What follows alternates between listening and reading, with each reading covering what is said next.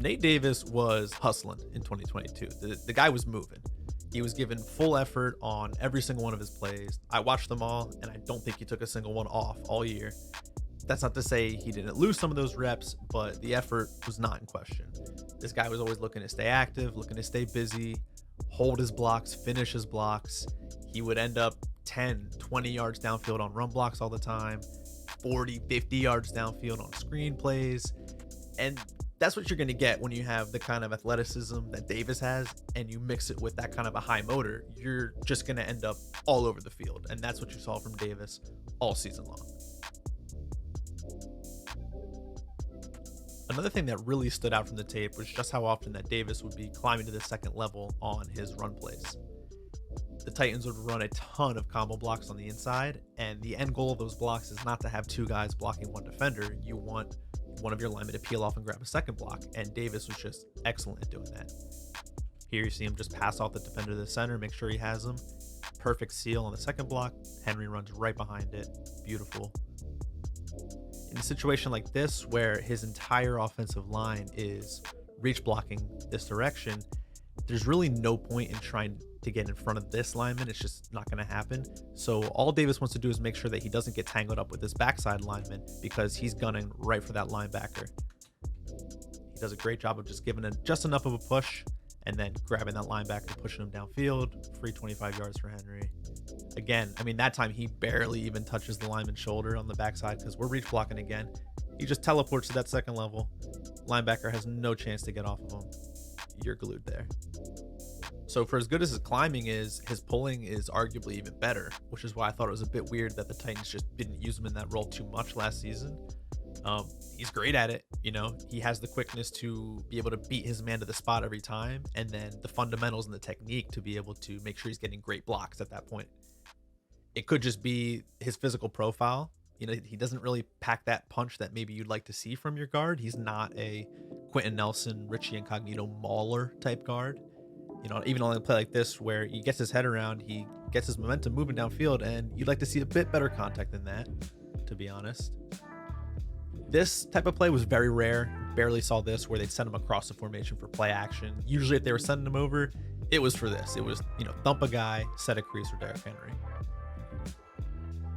And here's an example of what I was talking about where he kind of lacks that punch. This is Drew Tranquil right here. He's outweighed by about 100 pounds. We want to see Drew on his ass right here, not, you know, making a clothesline tackle on a running back. But you take the good with the bad because you also get a ton of this, which is just, I mean, perfect. Beats his man to the spot, buries that face mask right into the shoulder pad, so we're not going to get any holding call on this hand. He is grabbing, but it's so tight that he's not reaching for anything. And then he just works. He works to hold this inside head position because this run's going this way. No way is the defender going to beat him through that head. But if he wants to beat him around the edge this way, go for it, man. The run will be long gone by then. And then spinning the hips at the end is just cherry on top. Now, where his athleticism and awareness really shine through the most, I'd say is probably the screen game. And I just had to go with the sideline view for this play because it's got it all. Make sure he doesn't get caught up in the wash, stays within 2 yards downfield. Right here, could have easily taken this double team block on the guy right there and called it a day. Not interested. Keeps his head on a swivel, peels back, and blocks the guy that would have made the tackle. Great stuff. You're going to see on a lot of these screens, he starts off on the backside of the play, holds a block for a second or two, and then still magically ends up 35 yards downfield in front of everyone. This time, front side of the play. 32 had that red from the jump. Didn't matter. Borderline hold there, but the refs are going to give you the benefit of the doubt when your position is that good. 1 Mississippi, 2 Mississippi, 3. Still ends up all the way downfield. Pivotal block to spring back. This one's so ridiculous. Look at where he is when this ball is released. Not only is he not facing the right way, he's not even in line with the ball.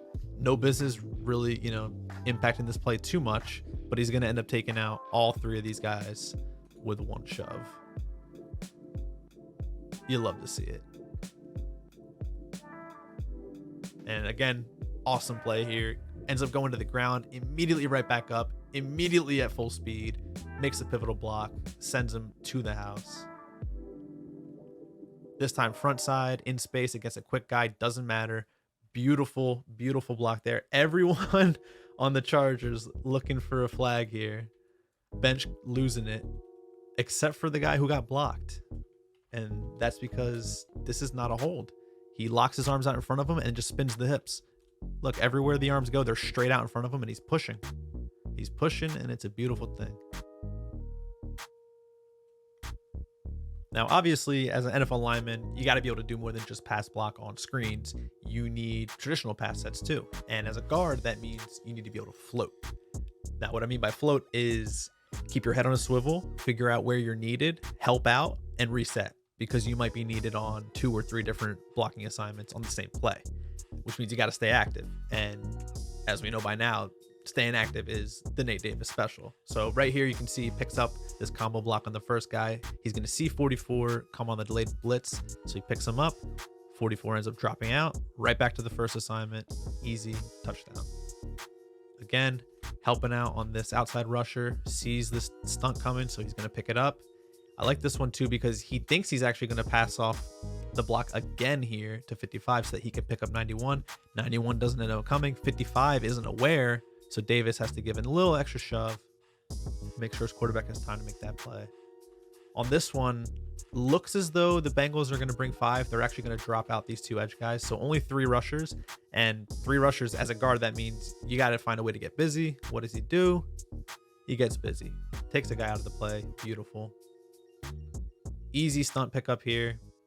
Looks a bit shakier than it actually was just because this backside of the pocket was collapsing. As you can see right here, this guy's gonna actually put a lot of pressure on Tannehill, but they pick up the stunt just fine.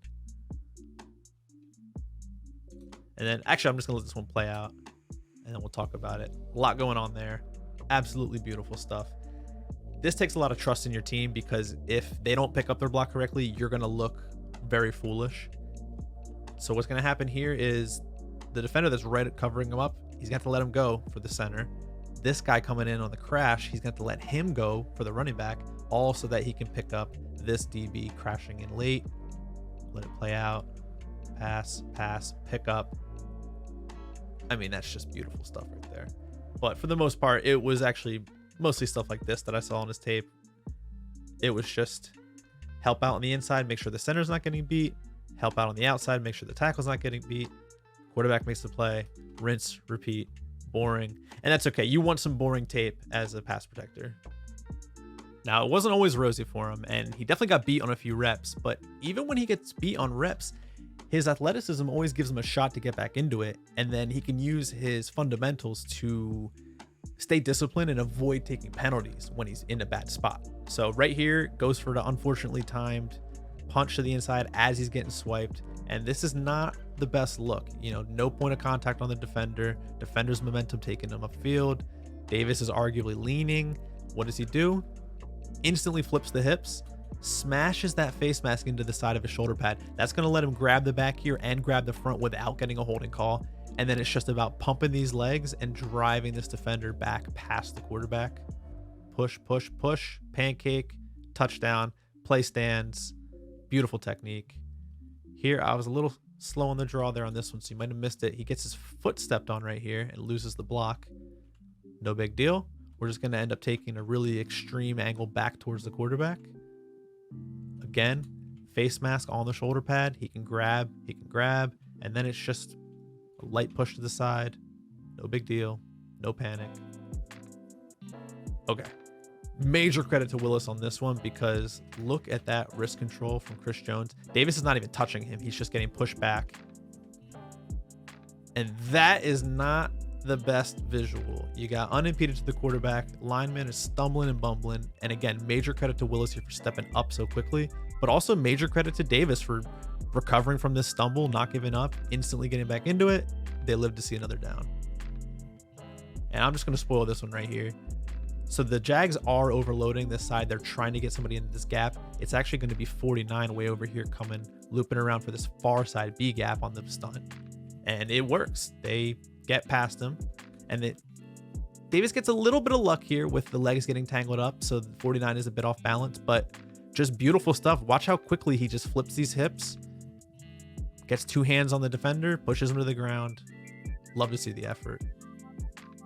And that kind of effort is what the Bears fans should come to expect from Davis. I'd be really excited if I were them to have him in the building, especially because, they're going to pair him up on that right side with brand new tackle Darnell Wright, super elite prospect. And I couldn't really think of a better guy to stick next to him. Davis is a veteran in his prime, super well-rounded game. And again, plays like this, they do go to show you that Derrick Henry is a special talent. But if you're getting that kind of a seal, there are a lot of NFL running backs who could do a lot with that space. And Davis was here for, 15 games per season on average over the last 4 seasons, playing close to 100% of a snap rate in those games. This dude was a major part of that success, and the Bears should be really excited to have him in their building now. And just for posterity, because I was talking smack on the guy's hit power, here is his probably biggest pancake block of the year. And we won't talk about the fact that the center completely submarines him, but there you go. Pancake for the road.